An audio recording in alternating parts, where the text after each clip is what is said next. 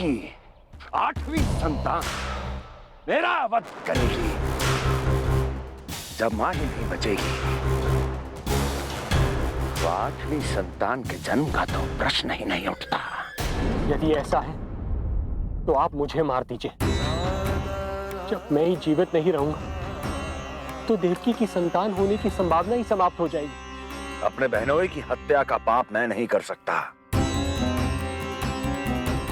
और बहन की हत्या का पाप कर सकते हैं? जिसे जीवन भर प्रेम दिया है उसके प्राण लेने का अधिकार है मुझे। प्रिय भैया, यदि आपको इस विषय में इतना संदेह है तो आप हमारी 8वीं संतान के प्राण ले लीजिएगा। बल्कि 8वीं संतान ही क्यों, उसका जन्म होने तक हमारी सभी संतानों का वध आप स्वयं अपने हाथों से कर लीजिए। स्वामी! हे मथुराधिपति, मेरी पत्नी को प्राण दान दे दीजिए। मैं महाराज शूरसेन का पुत्र वसुदेव आपको वचन देता हूं, अपनी 8 संतानों को जन्म लेते ही स्वयं आपके सामने प्रस्तुत करूंगा। अपनी 8 संतानों को जन्म लेते ही स्वयं आपके सामने प्रस्तुत करूंगा।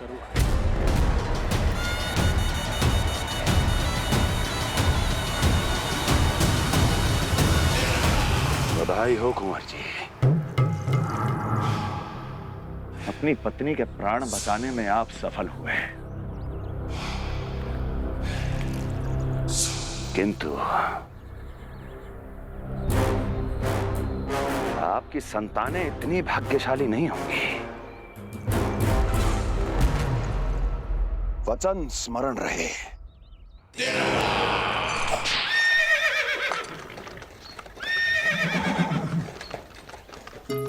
इस तरह रक्त की प्यासी कंस की तलवार की छाया में देवकी और वसुदेव का वैवाहिक जीवन प्रारंभ हुआ। जब कंस की निर्ममता और वसुदेव के वचन का यह दुखद समाचार गोकुल पहुंचा तो हे नारायण, अर्थात राजा वसुदेव यदि कंस के सामने गिड़गिड़ाते नहीं तो रानी देवकी के प्राण चले जाते। हाँ नंदराज, और अब वो दोनों कंस के महल में हैं, किंतु वो महल भी उनके लिए किसी बंदी गृह से कम नहीं है।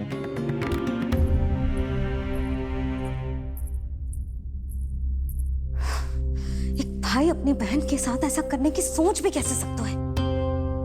मेरा बस चले तो उस दुष्ट कंस को मटके में डाल के घोट के रख दूं, जैसे मलाई घोट के माखन निकाला जाता है।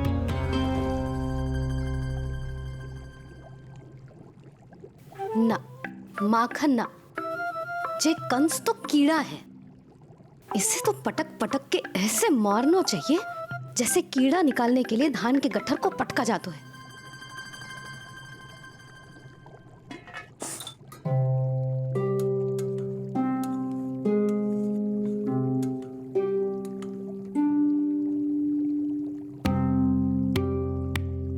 किंतु जब रोहिणी जिज्जी को पता चलेगा तो वो तो अपने आप को ही दोष देंगे, क्योंकि बालक ना होने के कारण उन्होंने ही वसुदेव जी को राजकुमारी देवकी के साथ दूसरा विवाह करने पर विवश किया था। हे ईश्वर, जिस सुख के लिए रोहिणी जिज्जी ने पत्नी जीवन का सबसे बड़ा त्याग किया था, जब उन्हें पता चलेगा कि वही सुख उस क्रूर कंस ने छीन के मटिया मेट कर दिया है, तो कितना कष्ट पहुंचेगा।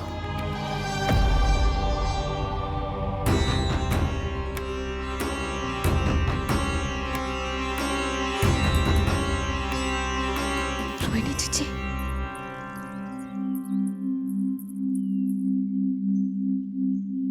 गोप नरेश, कृपया मुझे अपने भैया के पास ले चलिए।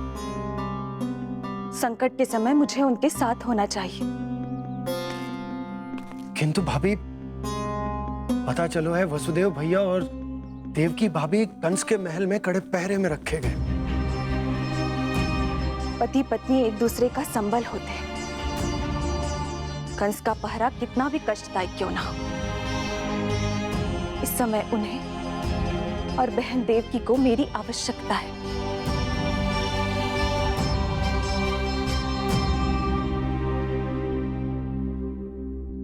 ये मेरी व्यवस्था है। ये यादव कुलदीपक होकर भी आपको इस महल में बंदियों की तरह रहना पड़ रहा है और मैं कुछ कर भी नहीं पा रही। काश आपने मुझसे विवाह ही ना किया होता। तो क्या मैं अपने भाग्य से भाग पाता देवकी? पूर्व जन्म के कर्मों के फलस्वरूप जो हमारी नियति में लिखा है वो तो हमें भोगना ही है।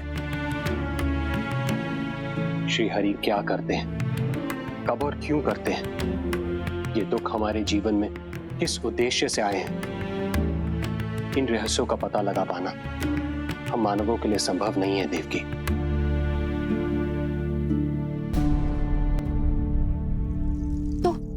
तो फिर चलिए यहां से भाग चलते हैं, कहीं ऐसे स्थान पर जहां भैया की छाया भी हम पर ना पड़ सके। नहीं प्रिय, कंस के गुप्तचरों की दृष्टि हम पर अवश्य होगी और मैं ऐसा कोई कार्य नहीं कर सकता जिससे तुम्हारे जीवन पर कोई संकट आए। और मैंने उन्हें अपनी सभी संतानों को सौंपने का वचन भी दिया है।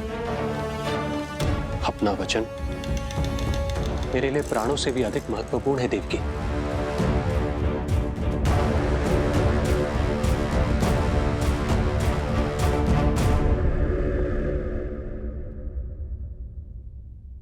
राजन, राजकुमारी, गोकुल से रानी रोहिणी और गोपराज नंद पधारे हैं।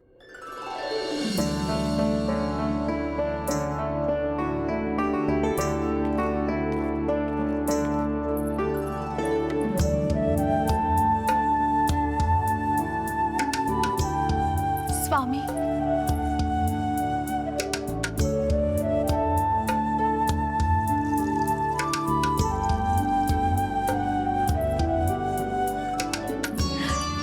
बहन, दीदी,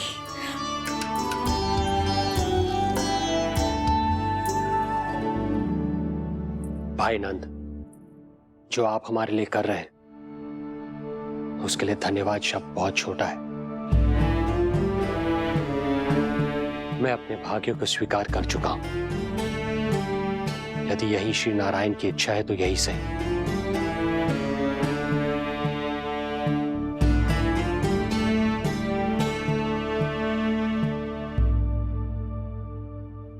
भाई नंद, इस समय मथुरा का वातावरण अनुकूल नहीं है, आपको जाना चाहिए।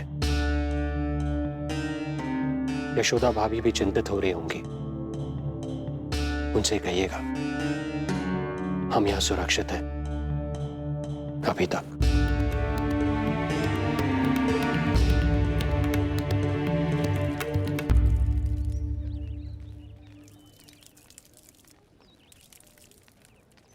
वसुदेव भैया का भाग्य पर भरोसा दिख, वे अपनी संतानों को कंस को अवश्य सौंपेंगे। ईश्वर, इतना कठोर वचन, जब इसे निभाने का कठिन समय आएगा तो कैसा अनुभव करेंगे वे? उनका हृदय तो चकनाचूर हो जाएगा।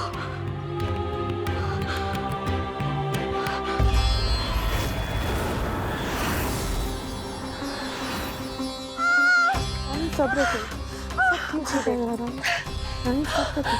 देवकी, मैं महाराज शूरसेन का पुत्र वसुदेव आपको वचन देता हूं, अपनी 8 संतानों को जन्म देते ही स्वयं आपके सामने प्रस्तुत करूंगा।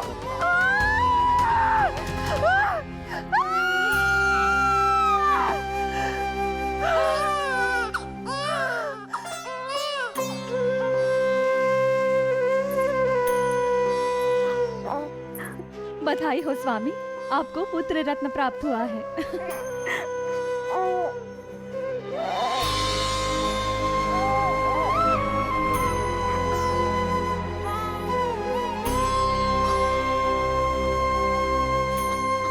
महाराज को पता चला तो क्या होगा?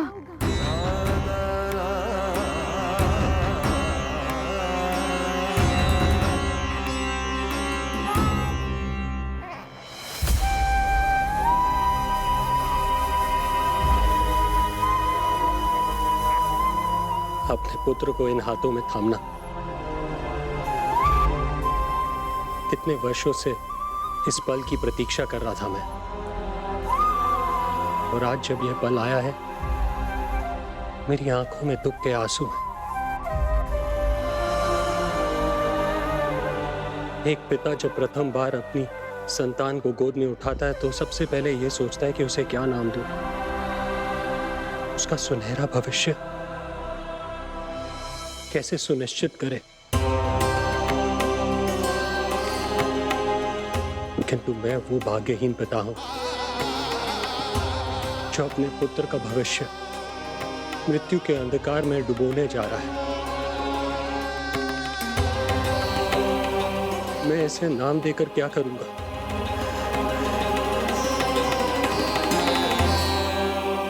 क्या आपके वचन का महत्व आपके पुत्र के प्राणों से अधिक है स्वामी?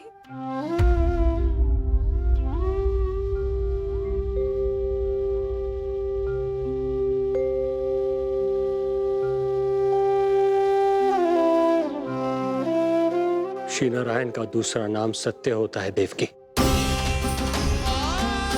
तुम ही कहो,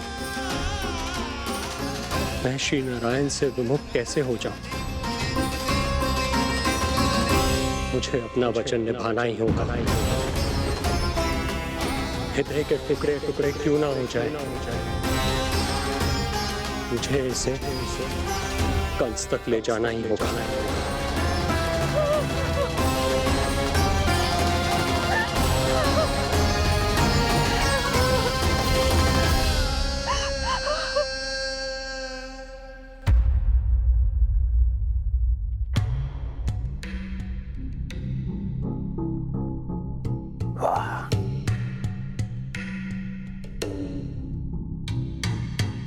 इतना स्वादिष्ट भोजन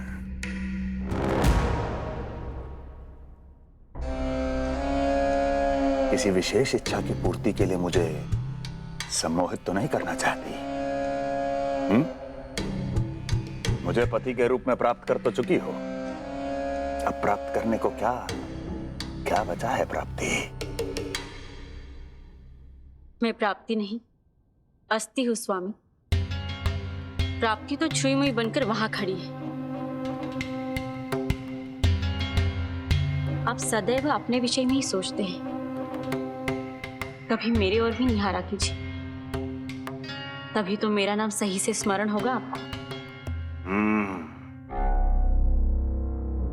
मैं अपने विषय में ही सोचता हूं, तभी तो दसों दिशाओं में मेरे नाम का डंका बजता है, मेरे साम्राज्य का विस्तार होता है, तभी तो मेरा अस्तित्व है। अस्थि स्मरण रहे, तुम हो क्योंकि मैं हूं।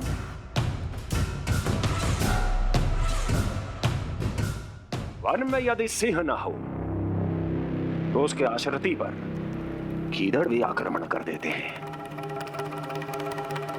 सिंह कभी अपने शत्रु को एक क्षण भी जीवित नहीं छोड़ता महाराज। आपने तो छोड़ दिया देवकी को। सिंह नहीं, आप वो गाय हैं जो अपनी कसाई से अथाह प्रेम करती है।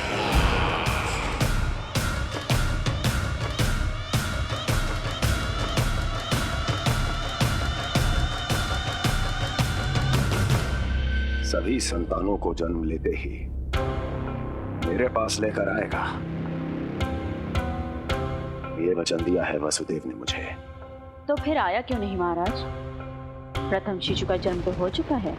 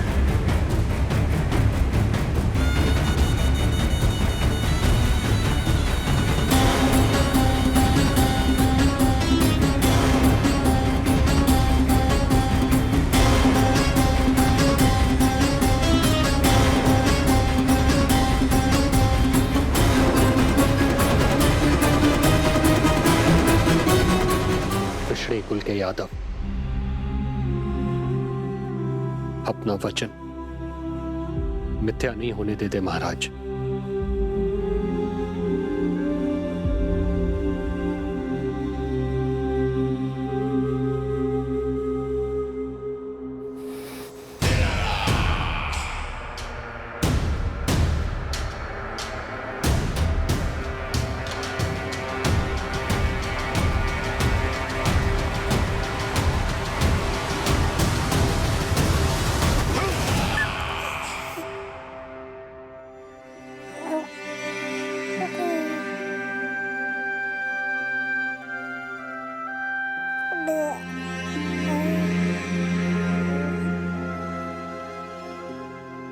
ये देवकी का पुत्र है, मेरी बहन जो मुझे प्रिय हुआ करती थी, उसका प्रथम पुत्र है ये, मेरा प्रथम भांजा।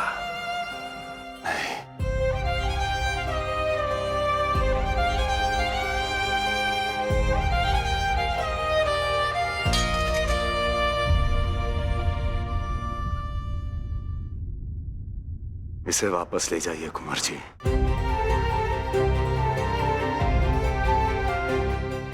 देवकी की प्रथम संतान से मुझे कोई संकट नहीं।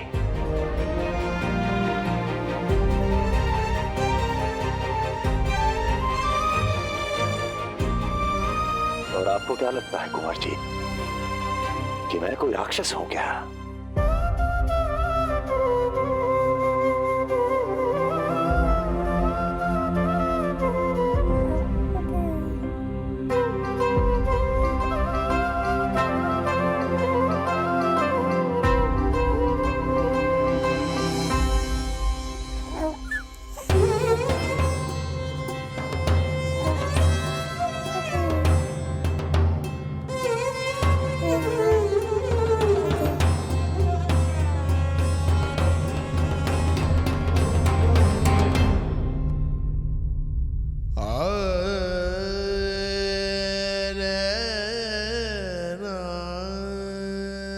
तो उसे अपनी गोद पे भी नहीं उठा पाई थी दीदी। उसका वो सुकुमार मुख मेरी स्मृति से जा ही नहीं रहा। वो मधुर रुदन अभी तक मेरे कानों में गूंज रहा है। मैं तुम्हारी पीड़ा का अनुमान लगा सकती हूँ देवकी। मैंने उसे जन्म नहीं दिया था, फिर भी मेरे कान अभी तक उसके रुदन की ध्वनि सुन रहे हैं। क्योंकि ये अपनी माओ को पुकार रहा है। तुम्हारे भैया ने हमारे पुत्र को प्राणदान दे दिया देवकी।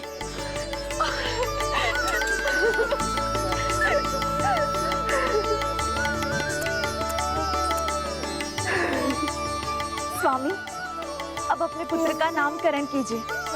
इसे ऐसा नाम दीजिए कि इसका भविष्य यश और कीर्ति से परिपूर्ण हो।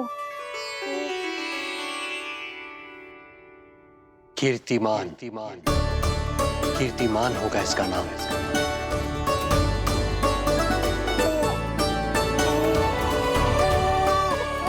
कीर्तिमान।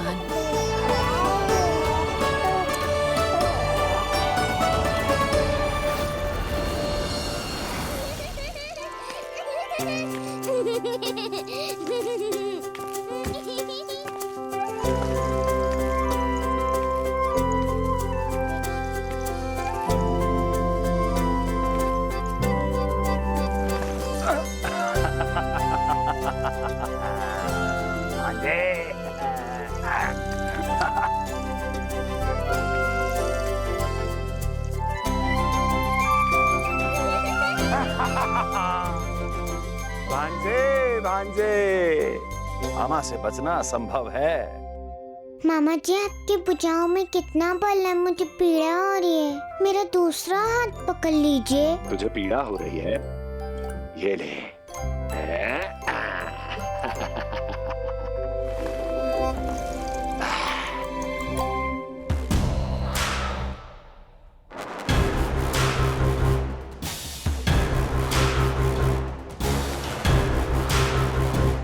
नारायण नारायण। मामा जी मूर्ख बन गए, मामा जी मूर्ख बन गए, मामा जी मूर्ख बन गए। इतना दुस्साहस। जा खेल। अब मामा जो है देवर्षि के साथ मंत्रणा करेंगे। जा खेल। क्योंकि अत्यंत महत्वपूर्ण ना हो तो देवर्षि हमारे द्वार पर आने का कष्ट नहीं उठाएंगे। कहिए देवर्षि, कैसे आना हुआ? मैं तो बस आपको ये अद्भुत कमल पुष्प भेंट करने आया था महाराज। इसे देखते ही मुझे आपका स्मरण हुआ था। मानो ये मुझे पुकार कर कह रहा हो, मुझे महाराज कंस के पास ले चलिए। इसमें तो कुछ भी विशेष नहीं है देवर्षि। इसमें 8 पंखुड़ियां हैं महाराज, और 8वीं पंखुड़ी सबसे विशेष है। यदि विश्वास न हो तो आप स्वयं गिनकर देख लीजिए। आप मेरा उपहास कर रहे हैं देवर्षि। आप गिनिए तो सही महाराज। 1 2 3 4 5 6 7 8। क्या आप निश्चित रूप से कह सकते हैं कि यही 8वीं पंखुड़ी है? विचार कीजिए महाराज। क्या आप बिना किसी शंका के कह सकते हैं कि कौन सी पंखुड़ी पहली है और कौन सी 8वीं? क्या आप पूर्ण विश्वास के साथ कह सकते हैं कि कौन प्रथम है और कौन अंतिम? फिर चाहे वो पंखुड़ी हो या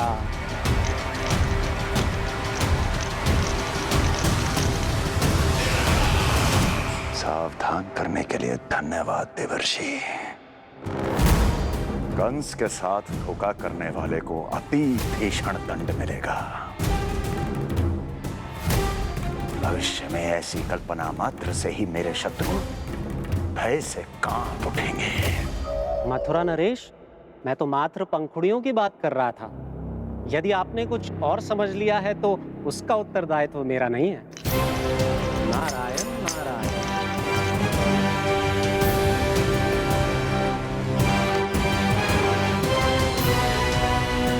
विचार कीजिए महाराज।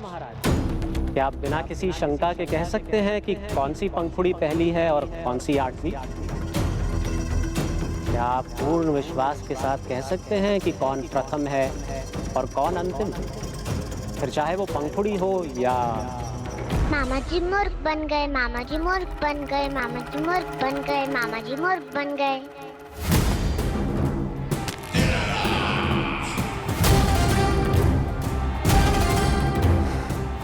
कंस को कोई मूर्ख नहीं बना सकता।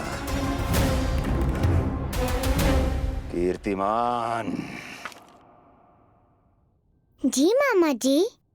क्रोध काम लोभ मद मोह मत्सर, क्रोध काम लोभ मद मोह मत्सर, क्रोध काम लोभ। मामा जी मुझे दर्द हो रहा है। काम लोभ मद मोह मत्सर, क्रोध काम लोभ मद मोह मत्सर। स्वामी, ये कीर्तिमान के लिए कैसा लग रहा है? ये लीजिए स्वामी।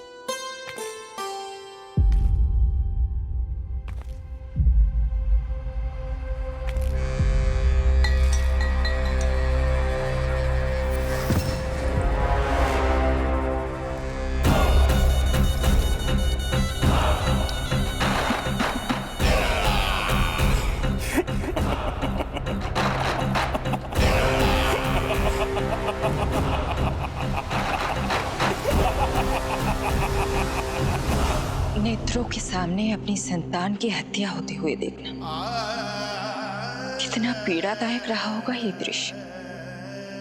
किंतु प्रभु, यदि देवर्षि नारद कंस के हृदय में संदेह का बीज न बोते तो कंस ऐसा कभी नहीं करता। तो फिर उसे उकसाए ही क्यों देवर्षि ने? आप भूल गए देवराज, समस्त संसार में जो भी होता है मेरी इच्छा अनुसार ही होता है। यही प्रश्न नारद ने भी मुझसे पूछा था।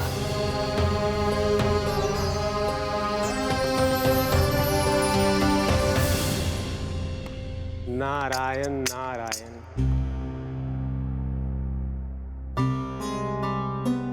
छोटे से बालक की इतनी निर्मम हत्या और माध्यम बना मैं। प्रभु ये कैसी लीला है आपकी? अभी तो देवकी की 5 और संतानों की हत्या होना शेष है नारद। अब से कंस शिशुओं के जन्म लेते ही उनकी हत्या कर देगा। यदि जन्म के तुरंत बाद ही मृत्यु होनी है तो जन्म का लाभ ही क्या है प्रभु? यही विधि का विधान है नारद। कीर्तिमान और शेष 5 बच्चे श्रापग्रस्त हैं। जन्म के कर्मों के अनुसार अल्पायु होना उनकी नियति है।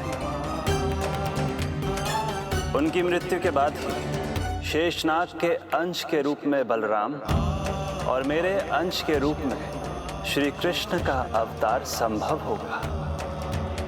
नारायण नारायण।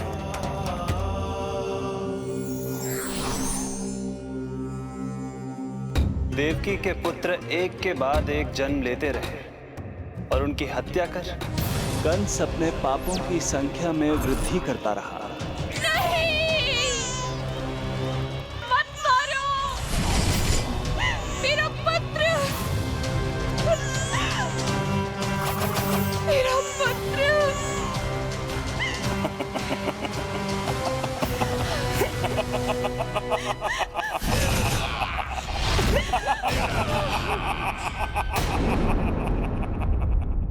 कथा ऐसे मोड़ पर आ पहुंची जहां से वापसी असंभव है, क्योंकि अभी अभी उसने देवकी के छठे पुत्र का वध कर दिया है। हे प्रभु, कितना दुर्दांत है ये कंस। किंतु एक ही जन्म में एक साथ 2 माताओं का पुत्र बनने में उसने आपकी सहायता कैसे की प्रभु? उसके भय ने उससे ये कार्य सहज ही करवा दिया देवराज। जन्म लेते ही माता देवकी के सभी पुत्रों की हत्या कर उसने मुझे विवश कर दिया है। अब जीवित रहने के लिए मेरे अवतार को माता देवकी की कोख से जन्म लेने के तुरंत बाद मैया यशोदा के पास गोकुल जाना ही होगा। और इस प्रकार कंस के कारण एक ही जन्म में 2 माताओं का पुत्र बनने का आपका वचन सत्य सिद्ध होगा। आपकी लीला अपरंपार है प्रभु। आप सब अब निश्चिंत होकर जाइए। मेरे अवतार के जन्म होने की घड़ी अब निकट ही है। हम धन्य हुए प्रभु। हम धन्य हुए प्रभु।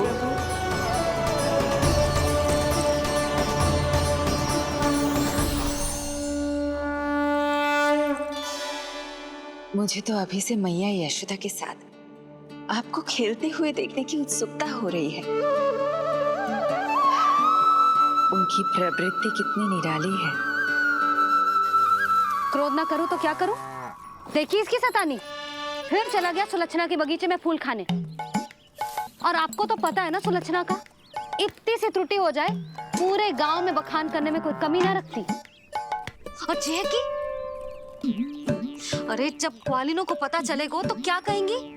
यही ना कि जसोदा अपने बच्चे को खाना ना देती, भूखा रखे है। सुनो जी, मैं तो कहती हूँ अब ब्याह करा देते इसका।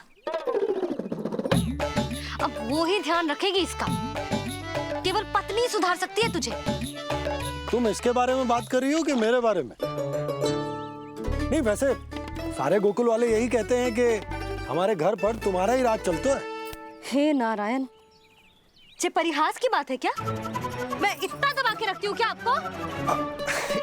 यशोदा, हास की बात थी। रामू के कारण मुंह से निकल गई। तुझसे तो मैं बात ही ना करूंगी। कर अपने मन की।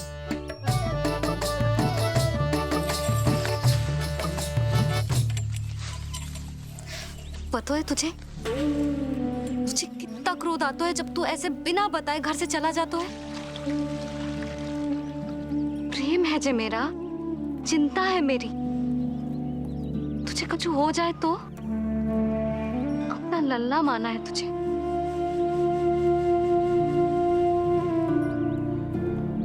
मेरे भाग्य में तो मां बनना लिखो ही ना है।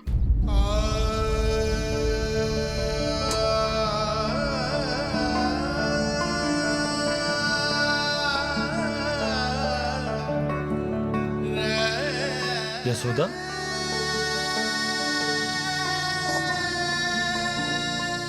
आपको पता है, जब मैं छोटी थी इसके जैसी चंचल थी।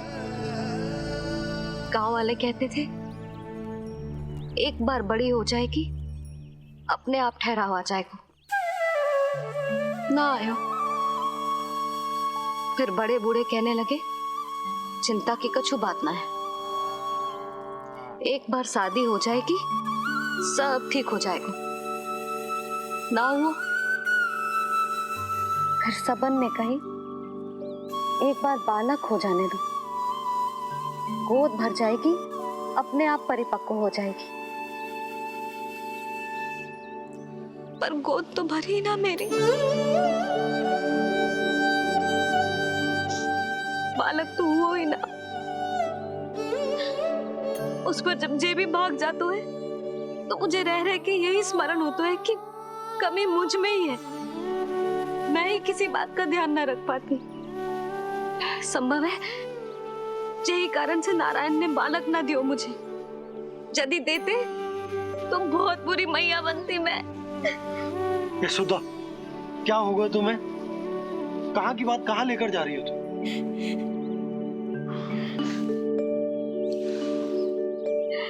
बालक अवश्य होगा हमें, और बहुत अच्छी मैया बनोगी तुम। बस नारायण सही समय की प्रतीक्षा कर रहे हैं। मेरी तो ना सुन रहे बे। आप ही कह दियो उनसे, अब और प्रतीक्षा ना होगी मुझसे।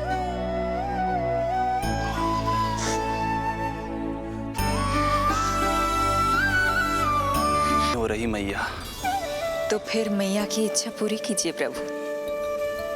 जिस क्षण की प्रतीक्षा मुझे इतने वर्षों से थी, बस अब वो निकट है। किंतु प्रभु, आपको तो माता देवकी का 8वां पुत्र बनकर जन्म लेना है, तो फिर 7वां पुत्र? धीरज रखिए, धीरज। आपको तो ज्ञात ही है, मेरे यहां देर है, अंधेर नहीं।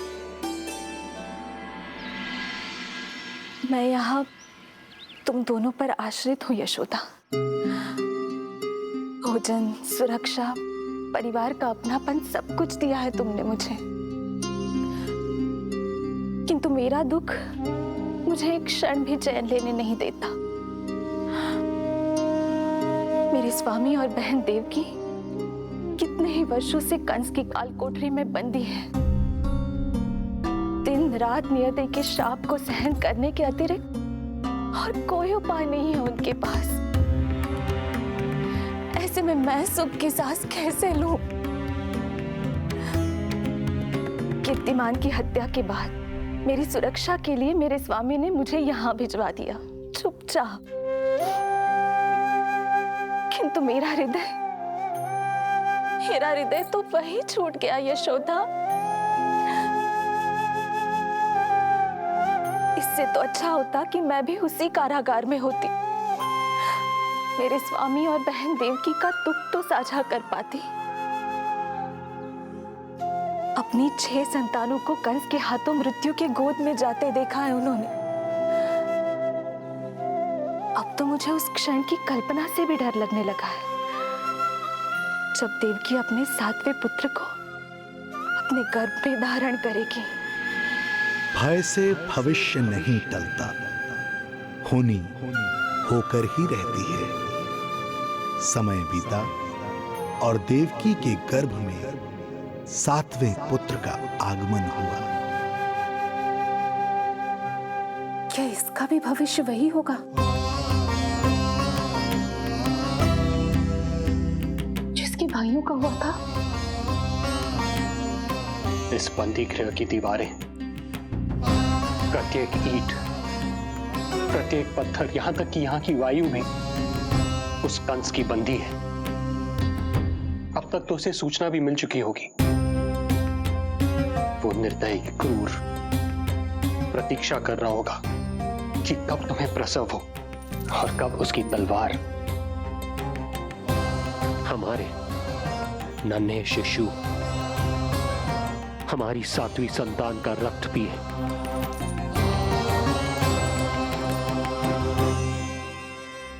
दुर्जन, तुम देवकी की कालकोठरी के बाहर स्वयं उपस्थित रहोगे, प्रत्येक पल 8 प्रहर।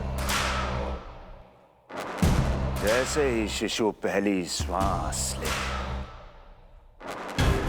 तुम मुझे सूचित करोगे। अवश्य महाराज, आज्ञा दें।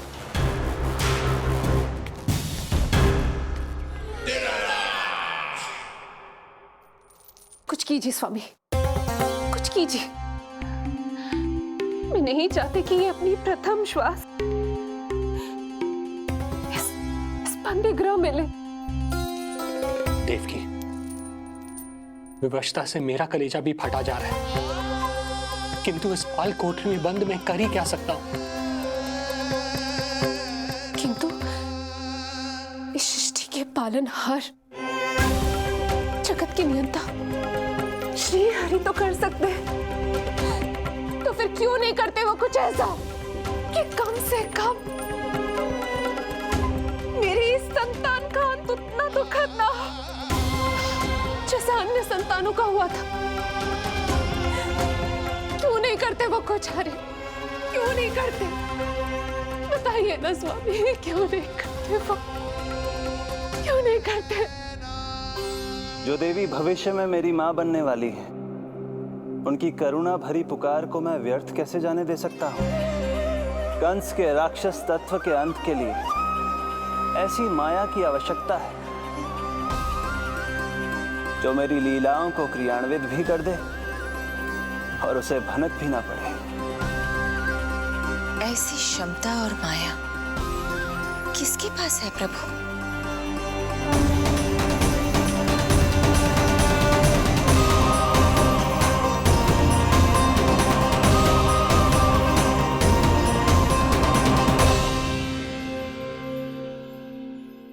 ओम नमो आकर्षणी ज्वाला मालिनी, ओम नमो भगवती क्लेशनाशिनी।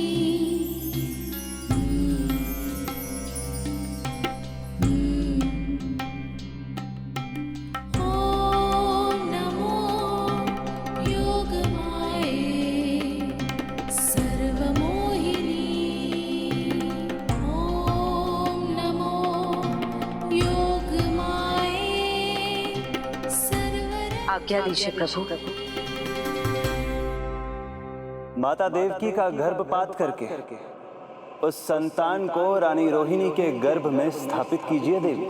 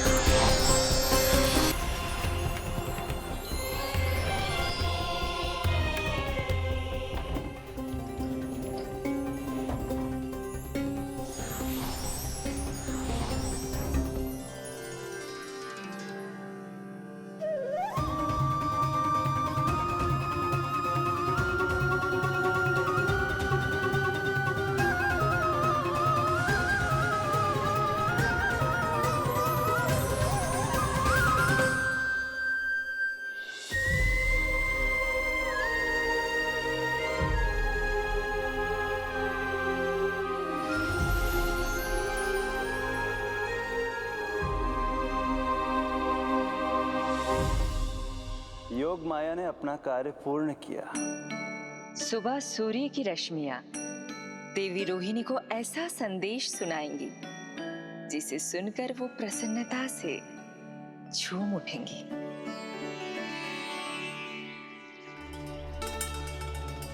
यादव कुल के नए राजकुमार के आगमन पर बहुत बहुत शुभकामनाएं रानी।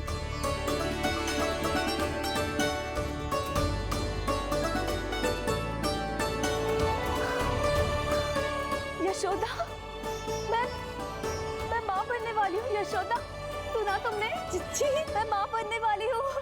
मैं माँ बनने वाली हूँ यशोदा। मैं अरे संभाल के जीजी चिकार कर रही हो। बधाई हो चिच्ची, बधाई हो, बहुत बहुत बधाई हो।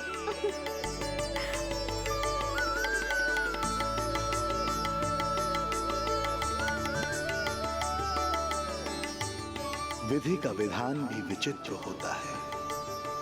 रोहिणी, जिनका ये पुत्र नहीं है, वो प्रसन्न है, किंतु देवकी, जिनका ये पुत्र है, वो व्याकुल है।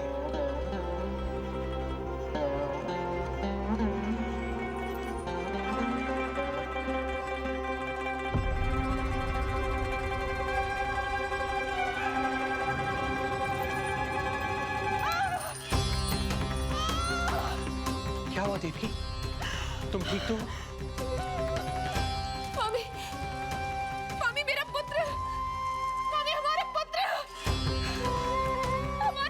चला गया। स्वामी, हमारा पुत्र चला गया। धीरज धरो देवकी, संभव है यही श्री हरि की इच्छा हो। किंतु मैंने उनसे ये तो नहीं मांगा था ना स्वामी। मैंने कहा था हमारा पुत्र यहाँ श्वास न ले। इसका ये अर्थ नहीं था। क्यों किया नारायण ने ऐसा? क्यों किया?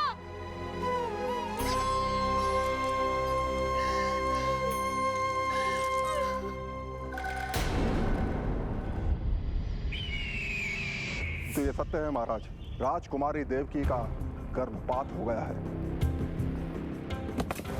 बच गया वो शिशु। किंतु यदि मेरे हाथों उसकी मृत्यु होती तो अधिक कष्ट होता उसे। सुख में समय पंख लगाकर उड़ता है। शीघ्र ही रोहिणी के प्रसव का दिन आ पहुंचा और उसने एक स्वस्थ और सुंदर बालक को जन्म दिया।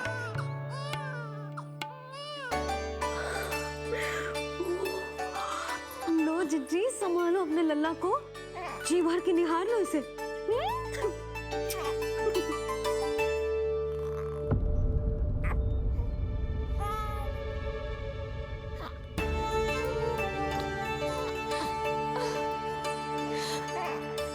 मेरा पुत्र राजकुमार।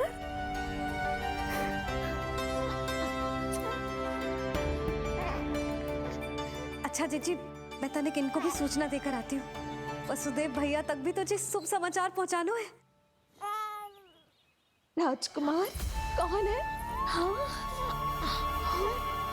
गोकुल का राजकुमार है। हाँ, गोकुल का राजकुमार है मेरा बच्चा। बल तो इतना है कि पूछो ही मत। एक बार उंगली पकड़ लेना तो उसके बाद छुड़ाना अत्यंत कठिन हो जाता है। और दृष्टि ऐसी कि एक बार में मन मोह। भगवान श्री राम की भांति सबको प्रसन्न रखता है। बस तो फिर उसका नाम बल राम रखना। तो फिर उसका नाम बल राम रखना। देवकी, बधाई हो, तुम छोटी मां बन गई। भैया, आप दोनों कछु चिंता ना करिए। बलराम का लालन पालन मेरा उत्तरदायित्व है। उसे कछु कमी ना होने दूंगा मैं।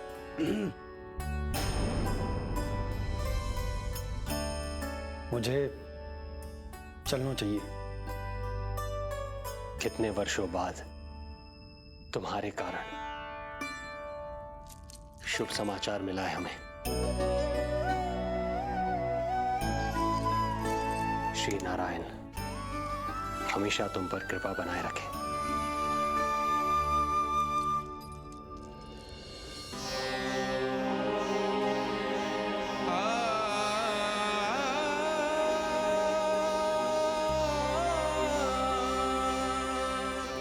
आपको बहुत बहुत बधाई हो स्वामी।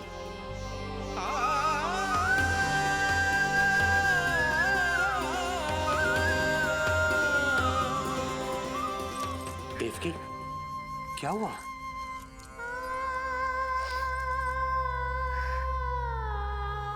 कुछ नहीं। रोहिणी दीदी ने आपको वो सुख दे दिया जो मैं कभी ना दे सकी। उन्होंने आपको संतान दे दी, किंतु मैं देवकी,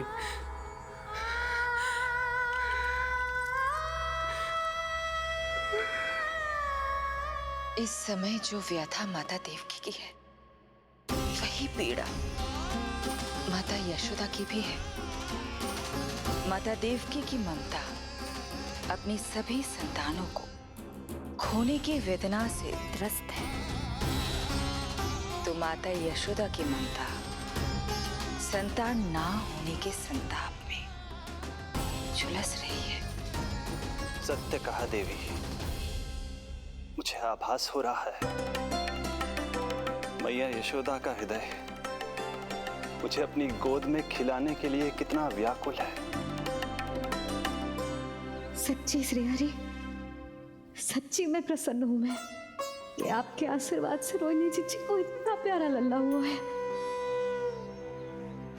पर मुझसे क्या त्रुटि हुई नारायण? मुझे क्यों न दियो आपने लल्ला?